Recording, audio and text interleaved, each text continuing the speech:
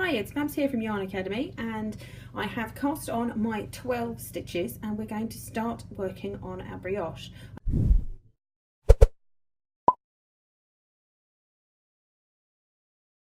I'm going to be working with a knit at either end so that we've got a nice selvage, and we'll be working knit 1, yarn over, knit 1, knit 1, yarn over, knit 1, knit 1, yarn over, knit 1 until we come to the end.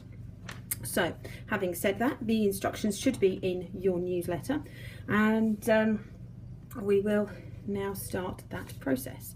So we'll knit our selvage, and then we're going to knit 1, bring the yarn forward, yarn over and knit 1. We're going to knit on its own, yarn over and knit 1. Then going to knit 1 on its own, yarn over, knit 1, knit 1 on its own, yarn over, knit 1,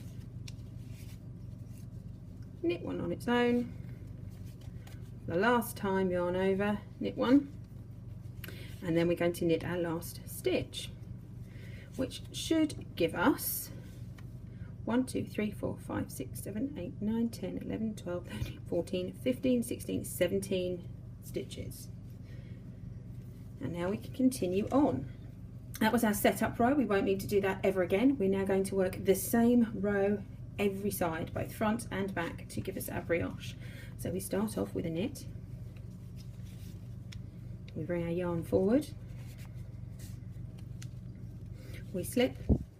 We knit 2 together, and we're slipping as if to purl, and then we're creating a yarn over, and then we're knitting 2 together, and then we do the same. So we bring our yarn to the front, we slip as if to purl, and then we knit 2 stitches together, one of which is a yarn over and one of which will be the slip stitch from the previous round or the previous row. So yarn forward, slip the stitch, and then we're knitting both the yarn over and the previous slip stitch.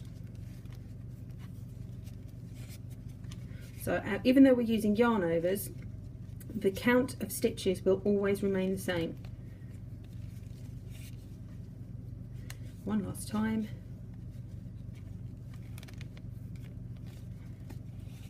And then we knit our final stitch. So what I will do is show you that rather than working off of the base row. You can already see that we're starting to get some stitch definition in here. I shall show you that as if we were running off. This is the way every single row will look from now on. So we knit,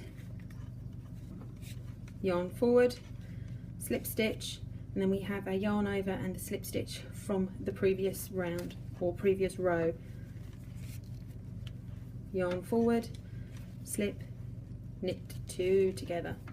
So you should be able to see that these stitches are now pairing up and separating out quite nicely. So we've got a pair here and a slip. We've got a slip and a pair, slip and a pair, and then a single knit.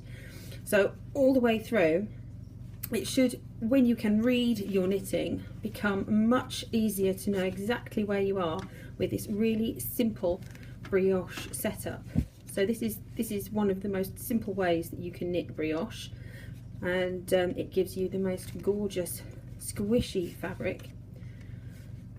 And what we're going to do is continue to knit until we have about 10 centimeters, 3 inches or so of work. So with me using this incredibly chunky yarn, it won't take too long.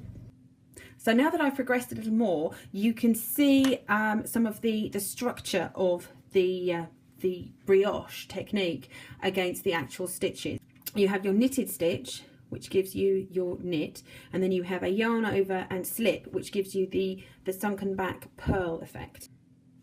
And as you work the reverse, you can see that the slip stitch sits to the back and becomes the purl, and the yarn over knit 2 together becomes the raised knit at the front.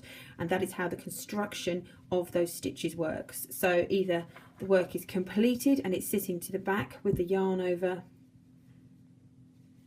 and the slip stitch, with the knit sitting to the front, or you're about to work it and the worked or the freshly worked will have the slip to the back and the knitted to the front.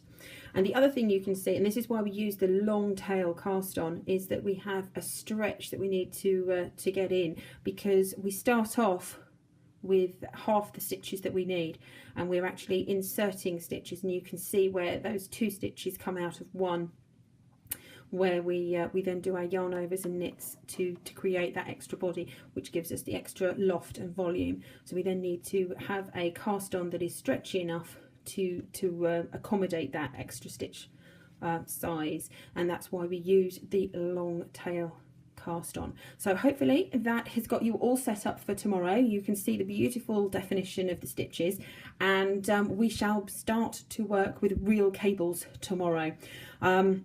Make sure you've got a decent size of sample that you've swatched up. We'll be starting a fresh patch on Friday. It'll be a fresh piece of knitting on Friday, but you'll get an idea of how your tension, your yarn and your needles are working up for your swatches as you work your way through the test samples for today and tomorrow.